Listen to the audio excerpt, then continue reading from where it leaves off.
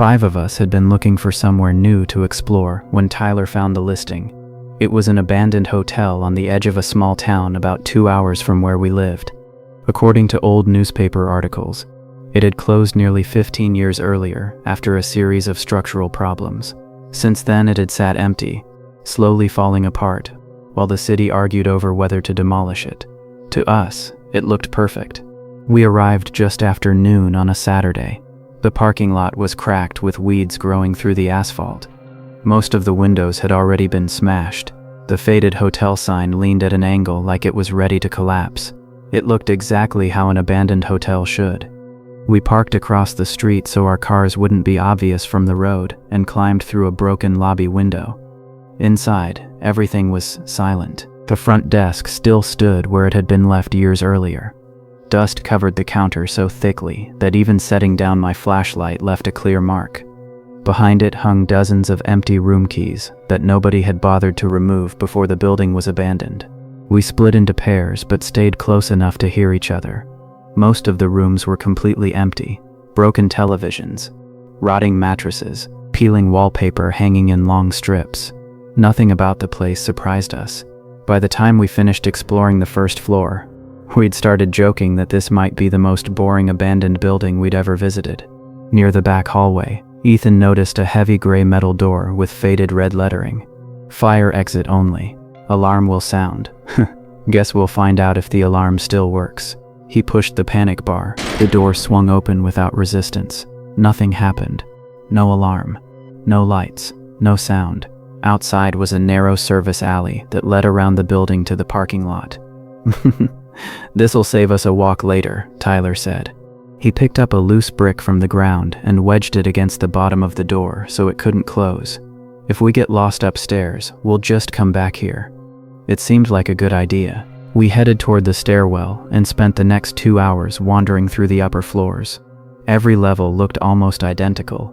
Rows of empty guest rooms, broken furniture, shattered mirrors, old wallpaper curling off the walls. The silence was almost relaxing. Occasionally we'd hear someone laughing from another hallway or calling out after finding an old newspaper or forgotten suitcase. Nothing ever felt dangerous. Around 4 in the afternoon, we decided we'd seen enough. Instead of walking all the way back through the lobby, we headed for the fire exit. Tyler reached the door first. "The brick's still here." He bent down. The brick hadn't moved. It was still leaning exactly where he'd left it. Only, the door was shut. He frowned. "That's weird." He pulled the handle. Nothing. He pushed harder. Still nothing. "It's locked." We all took turns trying. The door wouldn't move. One of us looked through the narrow safety window. The brick was still sitting outside the door, exactly where we'd left it. Somehow, the door had been pulled shut from the outside. "Someone's messing with us," Ethan said. "There must be other explorers here." That seemed like the only reasonable explanation. Annoyed more than worried, we turned around and started walking back toward the lobby. It took nearly 10 minutes to cross the hotel again. When we reached the front entrance, everyone stopped. A heavy chain had been wrapped through the front door handles from the outside. Tyler grabbed the doors and shook them violently. They didn't move. For the first time that day. Nobody said anything. We weren't laughing anymore. "Check another exit," someone finally said. We split up. Kitchen exit. Locked. Laundry exit. Locked. Conference room exit. Locked. Every exterior door in the building had somehow been closed. None of us had heard anyone walking. None of us had heard doors opening. Yet every exit was now sealed. My phone had no signal. Neither did anyone else's. "We'll break a window," Ethan said. We tried. Most of the windows had already been boarded from outside. The few that weren't had thick security glass that barely cracked even after we hit them with pieces of concrete. The hotel suddenly felt much larger than it had an hour earlier. As we searched for another way out, a loud metallic bang echoed through the building. Everyone froze. It came from somewhere below us. A second later, another metallic slam. Not random, not falling debris. A door. Someone was shutting another door. Deliberately. Tyler whispered, "Someone else is in here." Nobody argued. We started moving together. No one wanted to be alone anymore. After several more minutes of searching, Jake said he'd try the roof. If anyone's outside, I'll see them. He disappeared up the final stairwell while the rest of us waited. About 30 seconds later, we heard him yell, "Guys!" We sprinted upstairs. Jake was standing at the edge of the roof looking toward the parking lot. Our cars, they were still parked exactly where we'd left them. Nothing appeared damaged. Then we saw movement. A person wearing dark clothing walked slowly between our vehicles. They weren't trying to break into them. They weren't looking around nervously. They simply walked from one car to the next, pulling gently on every door handle, checking each one, almost like they were making sure none of us had already escaped. The moment Tyler shouted, the person stopped.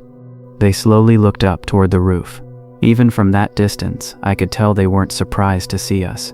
They simply turned, walked behind the hotel, and disappeared. None of us chased them.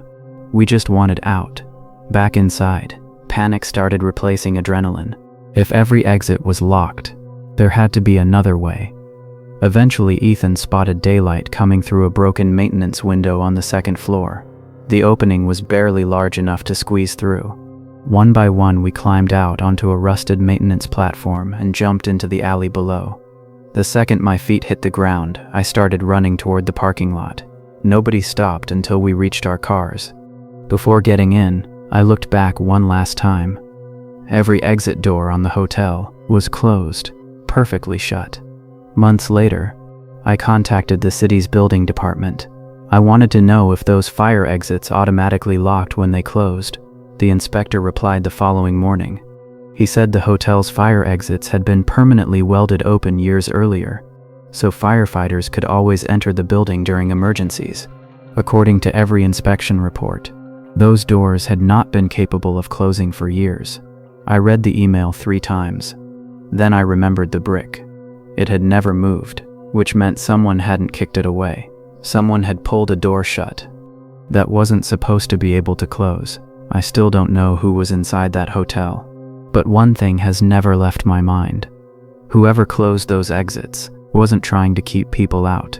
They were making sure nobody got back out. 3 of us had been exploring abandoned places for almost 2 years before we decided to check out the old Westbrook Mall.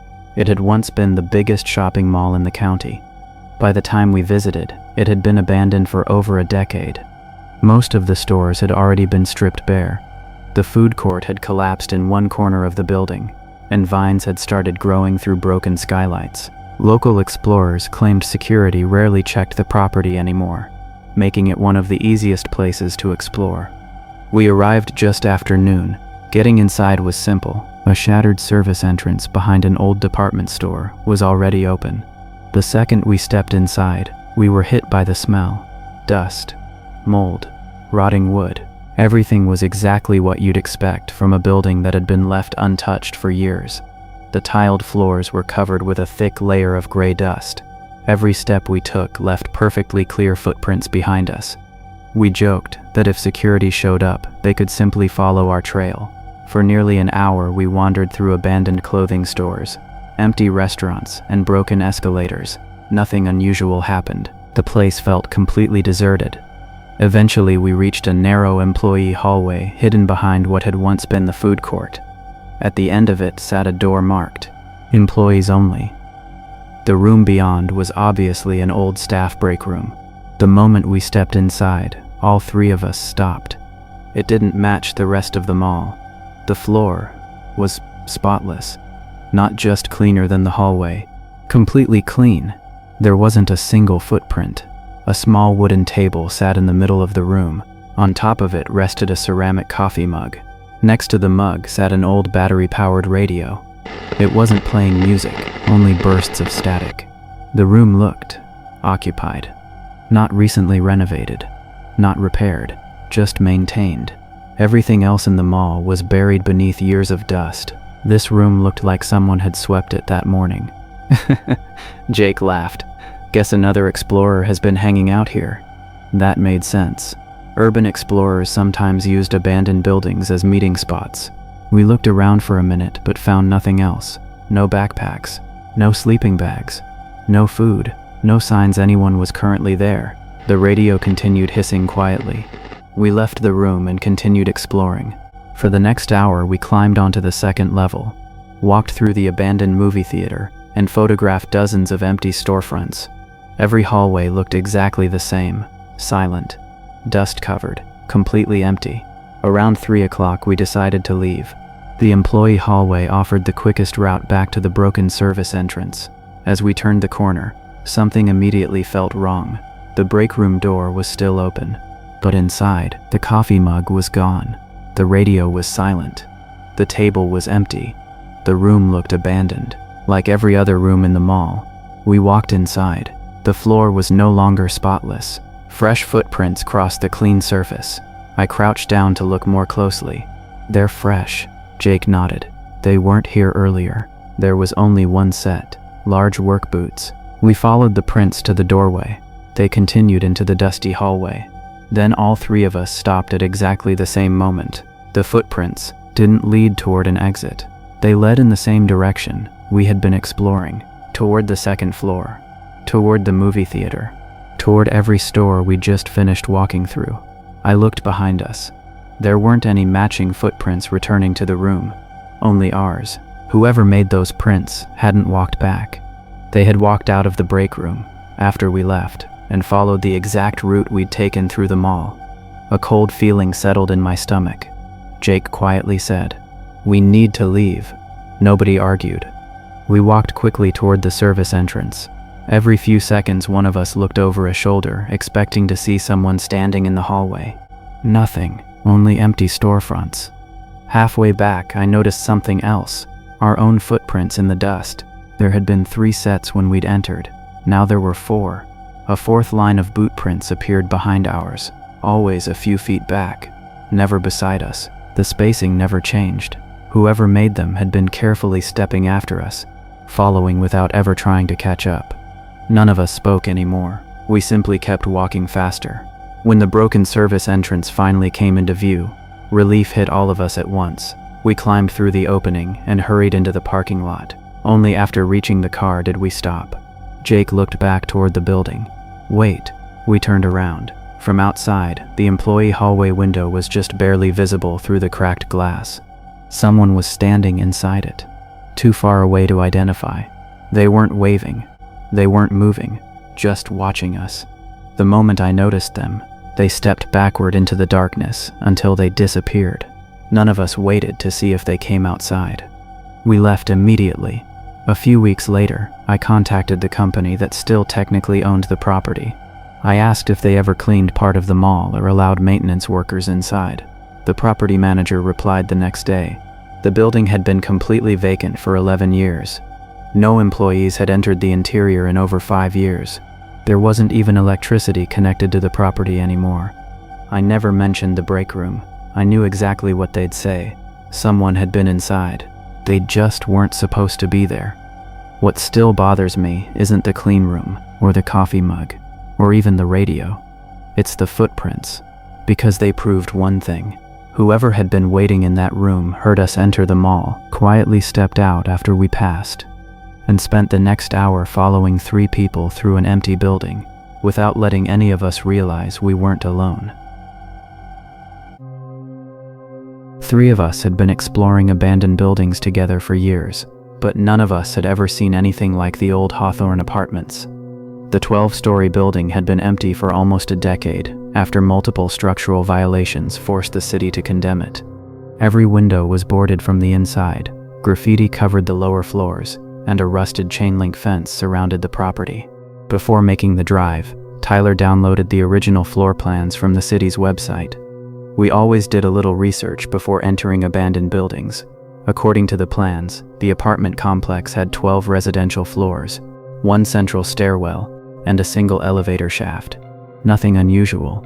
We climbed through a broken loading dock entrance just after noon. The lobby looked exactly how we'd expected. Broken mailboxes, shattered tiles, water dripping steadily from somewhere above. The elevator had long since been removed, leaving only an empty shaft behind metal barricades. We decided to use the stairs. As always, we counted each floor out loud. 1, 2, 3. Every landing matched the number painted on the wall.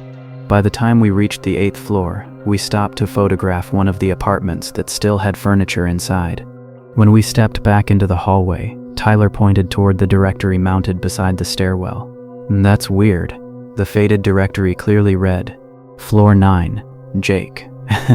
So we're on 9. We walked into the stairwell. The landing outside the door didn't say 9. It said 10. We all looked at each other. Did we skip a floor? None of us remembered doing that. We walked back down one flight. The wall read 8. Ugh, back up again. 10. There was no 9th floor. Thinking we'd somehow missed another staircase, we compared everything with the building plans.